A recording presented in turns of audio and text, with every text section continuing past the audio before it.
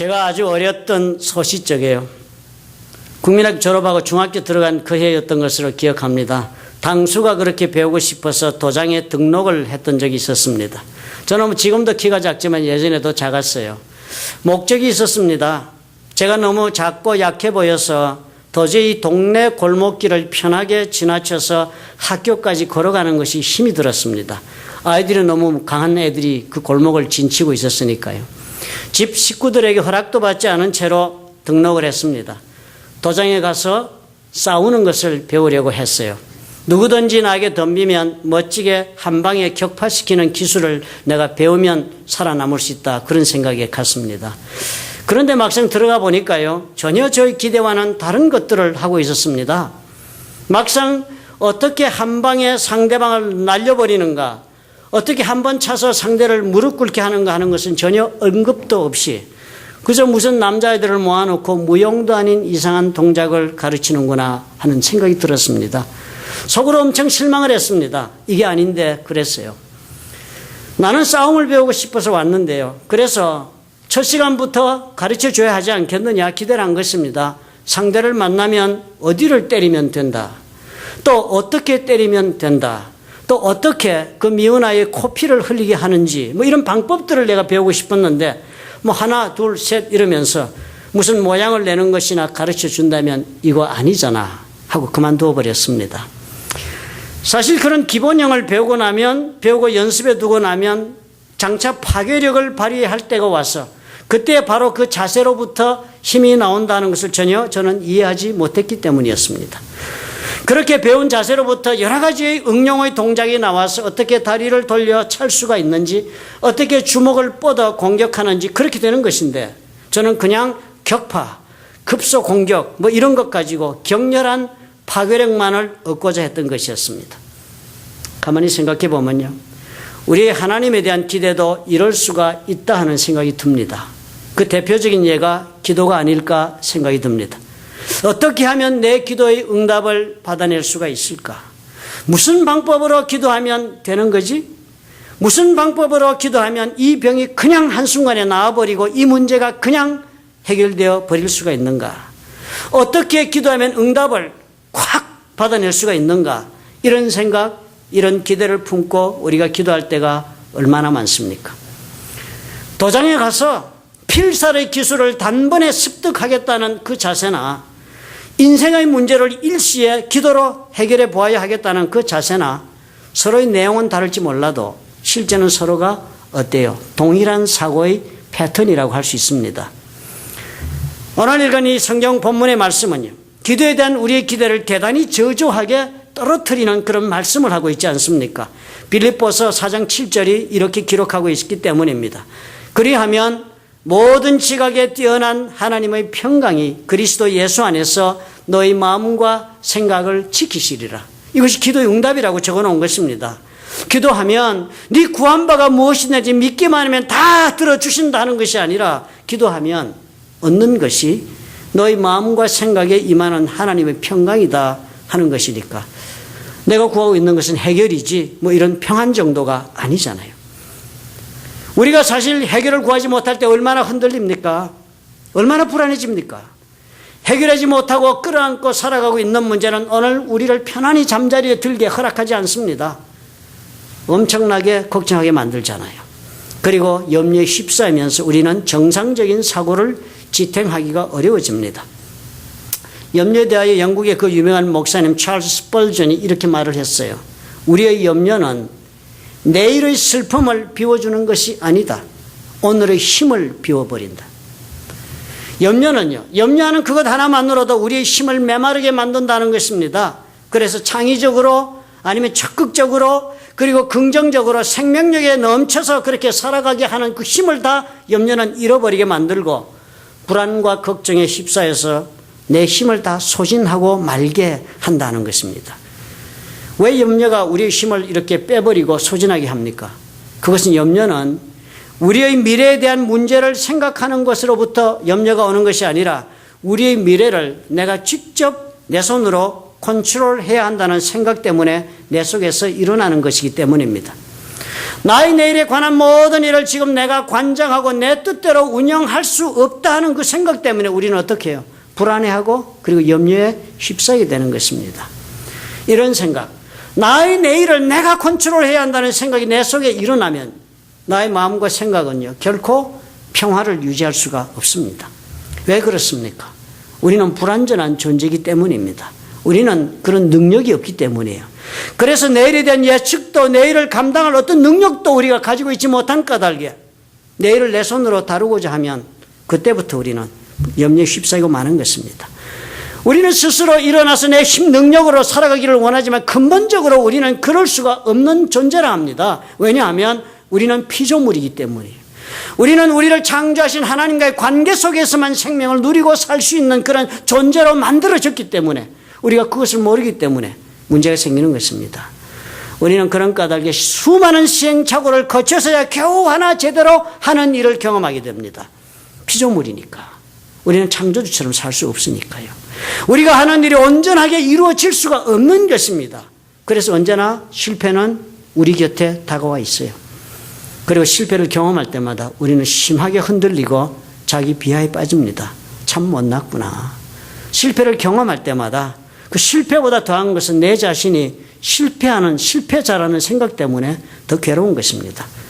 사실상 이러한 실패를 통한 자기 비하는 사실이 아니지 않습니까? 진실이 아닙니다. 우리가 아무리 실패를 한다 할지라도 실패했다는 것으로 내가 당연히 실패자가 되는 것은 아닙니다. 왜냐하면 내가 성공하였느냐 실패하는가는 판단자가 따로 있으신 것이에요. 우리의 최종적인 실패나 성공은 우리가 결정짓는 것이 아니지요. 우리의 주인이 되시는 예수님께서 결론 내시는 것이기 때문입니다.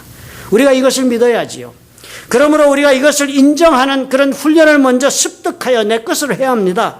나는 부족한 존재라는 걸 인정하고 살 줄 아는 사람이 되는 것, 나는 결코 완전할 수가 없다는 것, 그것을 인정할 줄 아는 사람이 되는 것이 신앙의 가장 중요한 하나님의 요청사항이 되는 것입니다. 내가 어쩌다 완전한 행동을 하신다면요, 그건 기적이요, 비정상적인 것이요. 차라리 내일도 나는 또 어쩌면 어제 저질렀던 멍청한 일을 내가 내일은 또 저지를지도 모르는 것이 나라는 사실을 인정하고 사는 사람이 되어야 하는 것입니다. 불완전한 존재를 인정할 줄 아는 성숙함이 우리 속에 배양이 되어야 해요. 매일 생각하는 것이 자기 비판이요. 왜 나는 이 모양일까? 왜 이렇게 부족할까? 너는 또 왜 그 꼴이냐? 어째서 너는 그렇게밖에 살지 못하느냐? 하는 생각은 기본적으로 하나님과 인간에 대한 이해가 없어서 일어나는 미숙한 생각일 뿐입니다. 그렇지만요, 어때요? 우리가 아무리 불완전하고 아무리 우리가 실패를 거듭하고 있다 할지라도 우리는 쓸모없는 인간이 아니라는 것, 우리는 그럼에도 불구하고 우리는 하나님 앞에서 귀한 존재다, 가치 있는 사람이다 하는 사실을 또한 우리가 잊지 말아야 합니다. 하나님 우리를 평가하실 때요, 우리가 얼마나 온전한 일을 이루었는지 아니면 얼마나 멍청한 실패를 거듭했는지로 우리를 평가하지 않으시기 때문입니다. 하나님 그것보다는 과연 네 속에 무엇이 들어있느냐, 그것을 보시기 때문입니다. 우리는 다 질그릇 같아요. 우리 자체로는 아무 가치가 없는 사람들입니다. 그러나 그런 질그릇 같은 무가치한 존재라 할지라도 그 질그릇 속에 담아놓은 것이 엄청나게 가치가 있는 것이라면 그 질그릇 무시할 수가 없습니다. 성경이 뭐라고 했습니까? 고린도후서 4장 7절에 기록하기를 우리가 이 보배를 질그릇에 가졌으니 이는 능력의 힘이 큰 것이 하나님께 있고 우리에게 있지 아니함을 알게 하려 함이니라. 고린도후서에서 기록합니다. 우리 속에 있는 보배가 있다는 것이에요. 예수 믿는 모든 사람들은 자신의 심령 속에 그 예수 그리스도를 주인으로 모시고 사는 그런 존재이기 때문에 아무리 질그릇이라 할지라도 그 가운데 들어있는 것은 기막힌 보배가 들어있다는 것입니다.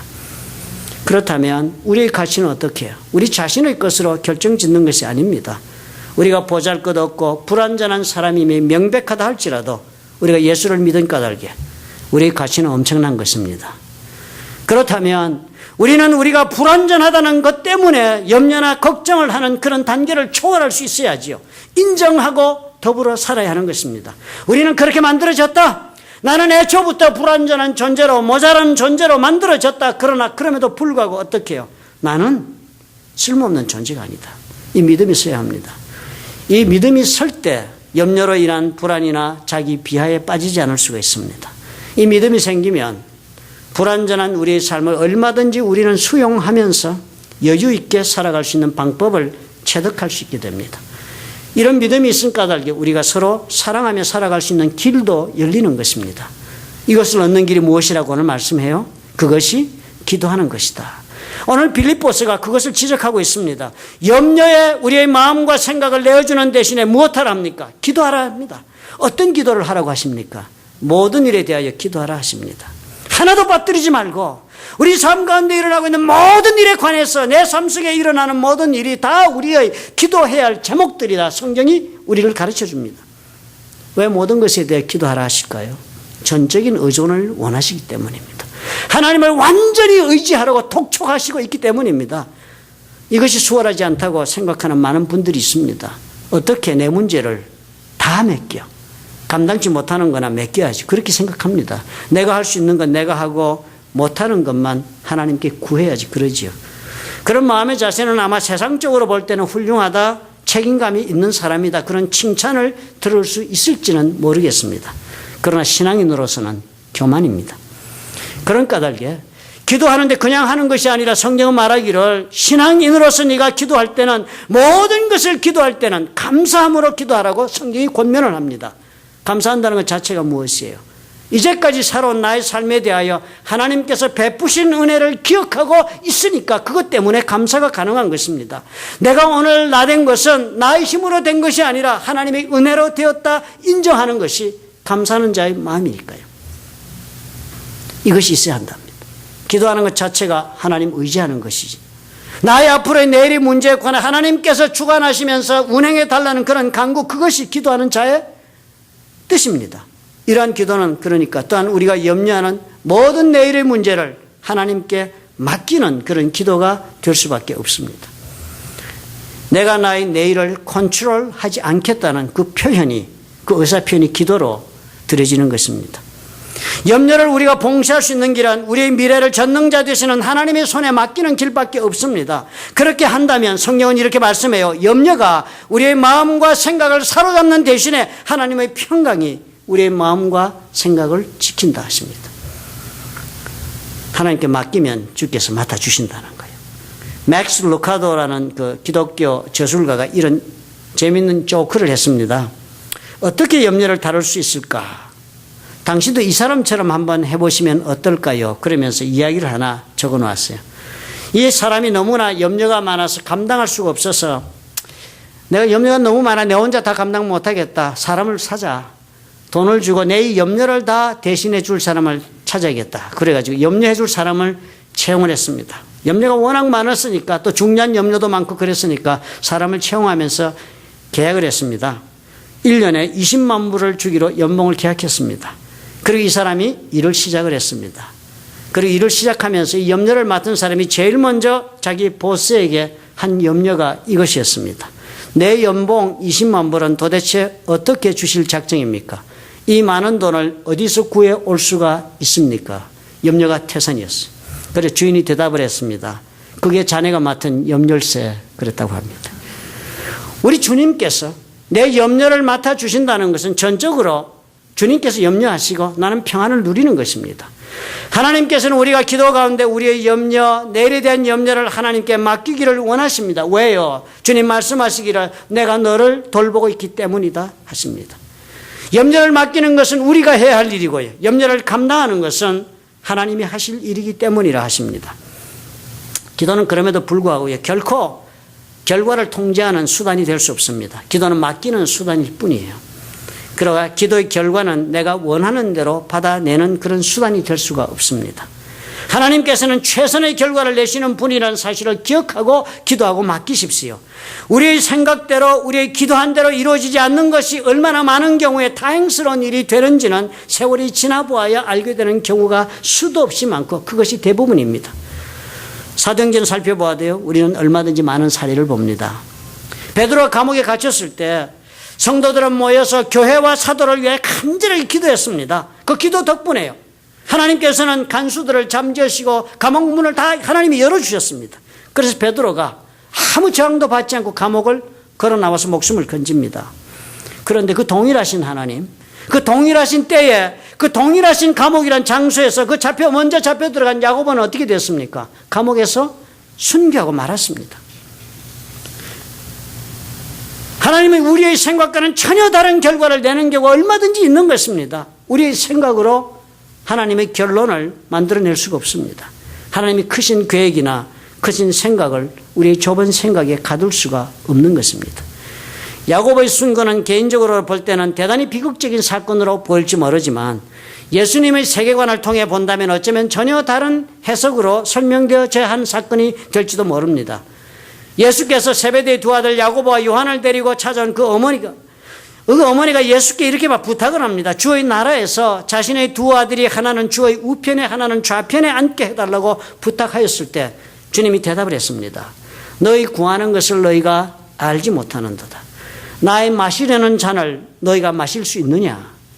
오른쪽 왼쪽에 앉고 싶다면 이 잔을 마셔야 하는데 마실 수 있겠느냐? 그들은 분명하게도 대답했어요. 주여, 할 수 있나이다. 그리고 야고보는 순교했어요. 잔을 마시도록 허락받은 것입니다.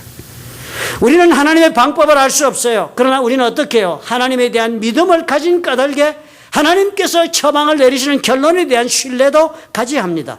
우리 하나님께서 나에게 가장 좋은 것으로 응답하신다는 그 믿음을 가져야 합니다. 그 믿음이 어디서 온다고 합니까? 기도와 간구를 통해서 얻습니다. 기도와 간구를 통해서 하나님께서 주시는 마음과 생각 속에 일어나는 그 평안을 통해서 여호와 이레 되시는 하나님, 준비하시는 하나님께서 나의 내일을 준비하고 계신다. 우리는 우리의 뜻을 넘어서서 나에게 다가오는 이 하나님의 뜻이 가장 좋은 해답이 된다는 것을 받아들일 수가 있습니다. 우리는 사울과 다윗의 이야기를 고찰하지 않아요? 두 사람의 하나님의 헌신에 대한 그 차이에 대해서 많은 설명합니다. 사울의 특징이 무엇이었습니까? 자신의 미래를 자신이 다스리고자 스스로 컨트롤하고자 한 것이 사울의 특징이었습니다. 블레셋 사람들이 엄청난 군대를 몰고 이스라엘 치러 왔을 때 사울은 사무엘을 기다리지 못하고 제사를 먼저 드리고 맙니다. 그러자 마침 사무엘이 제사 지내고 나니까 그때 도착을 하고 그 자리에서 질책을 받고 사울은 앞으로 왕위를 빼앗긴다는 놀라운 선언을 듣습니다. 그때 사울의 변명이 무엇이었습니까? 백성은 나에게서 지금 흩어지고 당신은 정한 날 안에 오지 아니하고 블레셋 사람은 믹마스에 모여서 이제 나를 치러 내려오겠는데 나는 아직 하나님께 은혜를 구하지 못했다. 그래서 나 제사 지냈다. 사울이 사무엘에게 들려준 대답이었습니다. 정당한 이유를 가지고 있었습니다. 사무엘이 오겠다는 시간까지 안 왔잖아요. 약속을 어긴 것은 사무엘입니다. 약속에 늦은 것 사무엘이에요. 그런데 어떻게 해요? 사울은 그것 때문에 버림을 받습니다. 왜요? 이 모든 사건이요. 사울이 자신의 미래를 직접 자신이 관장하겠다고 나섰기 때문입니다. 하나님이 그것 하나로 사울을 버린다 했습니다. 사울의 19조 속에는 이 자신의 미래를 하나님께 온전히 맡기는 그런 믿음이 없었습니다.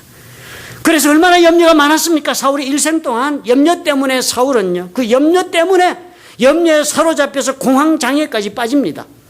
사단에게 사로잡혀서 공황장애를 일으킬 때마다 다윗을 불러 수금을 타게 했습니다. 그렇게 가까스로 지탱하던 사울이 결국은 어떻게 해요? 터져버리고 맙니다. 다윗에게 단창을 던져 죽이려 했어요. 사울의 염려의 근원이 무엇이었습니까? 바로 자신의 내일을 자기가 주장하는 그 불신앙이 사울을 이렇게 만들었어요. 자신이 스스로 자신의 내일을 주관하려는 사람은 반드시 염려에 사로잡히게 되고 또 스스로가 이루어야 한다는 생각 때문에 완전주의자적인 모순에 빠지고 맙니다. 불완전한 존재가요. 완전하게 살려고 몸부림치는 것처럼 어리석은 것이 없습니다. 그러니까 어떻게 돼요? 평강이 없습니다. 그리고 그 염려가 사울을 전장에서 죽게 만듭니다. 사울 신앙이 없었습니까? 아닙니다. 사울도 하나님을 믿었습니다. 그렇지만 뭐가 없었습니까? 자신의 미래를 맡기는 믿음이 없었습니다. 하나님도 알고 하나님의 은혜도 알았지만 결코 사울은 자신의 미래를 하나님께 맡기지 않았습니다. 그거는 반대로 다윗은 어땠습니까? 다윗은 사울보다 더 나은 장수가 아니었습니다. 인간적으로 볼 때 사울은 인물과 체격이 준수한 이스라엘 최고의 청년이었습니다. 다윗은 그러나 그 반대로 홍안의 미소년이었어요. 사울보다 키도 작고. 그러나 사울과는 달리 다윗은 무엇을 했습니까? 자신의 내일을 하나님께 의지할 줄 아는 신앙의 길을 걸었습니다. 다윗이 능력의 장수가 되어 골리앗 잡은 것이 아니었습니다. 다윗을 보고 사울이 그랬어요. 사울이 다윗에게 이르되 네가 가서 저 블레셋 사람과 싸우기에 능치 못하다. 왜냐하면 너는 어린 소년이고 그는 어려서부터 용사였다. 골리앗은 제비 안 된다고 그랬습니다. 골리앗조차 다윗 보고 웃었어요. 다윗을 보고 업신여기니 이는 그가 젊고 붉고 용모가 아름다움이라. 꽃소년이야. 그런 자에서 다윗은 뭐라 했습니까?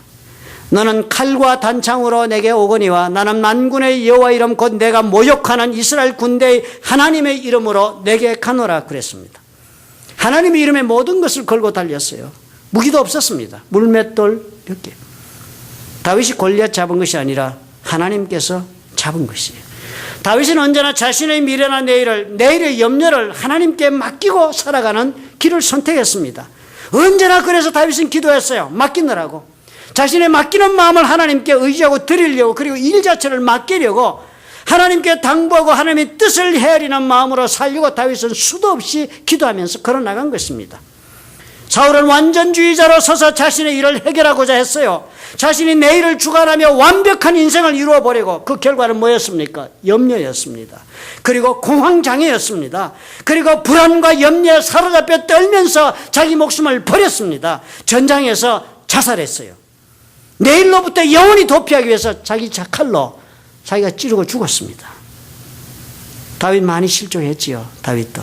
그러나 그때마다 자신의 불완전함으로 실패한 모든 것들을 다윗은 끌어안지 않았습니다. 죽게 내어놓았습니다. 자신의 불완전한 걸 하나님 앞에 완전히 인정하고 하나님께 의지했습니다. 다윗의 미래, 그의 내일은 그래서 언제나 하나님의 손안에 있을 수가 있었습니다. 오늘 저와 여러분 우리 모두는 힘든 날을 살고 있습니다. 미국이 오늘처럼 이렇게 어려울까? 이럴 줄 알았으면 한국에서 안 왔을 것입니다. 우리. 염려가 우리를 사로잡아요. 미국이 이처럼 이민자들에게 각박할 수가 있습니까? 다 같이 이민 온 처지인데 경제는 또 어때요? 전혀 다른 모습으로 지금 경제가 재편성되어 가고 있는 것이 분명히 우리 눈에 보이지 않습니까? 늘 불확실한 내일을 우리는 오늘 보는 것입니다. 불확실한 이 내일 어떻게 해요? 그렇다면 주께 맡겨야 합니다. 내가 감당할 수 없어요. 주께서 주관해 주시도록 기도해야 합니다. 능력을 가지고도 기회를 가지고도 맡기지 못하면 사울처럼 살고 맙니다. 단 한 번의 기회예요. 단 한 번의 인생입니다. 그러나 수많은 실패가 우리를 얼마나 사로잡습니까? 그렇지만 해결이 있습니다. 염려를 주께 맡기고 기도하는 것입니다. 오늘까지 이렇게 나되게 해주신 그 하나님께서 나의 내일도 또한 만들어 주실 것을 믿고 기도하는 것입니다. 주의 평강이 기도 가운데 내 마음과 생각을 사로잡고 나를 지켜주시거든, 평안을 주시거든 여러분 믿어도 좋을 것입니다. 주께서 이제 더 좋은 것으로 나의 삶을 채워주시겠구나 믿어도 좋을 것입니다. 믿으시면 아멘 하시기 바랍니다.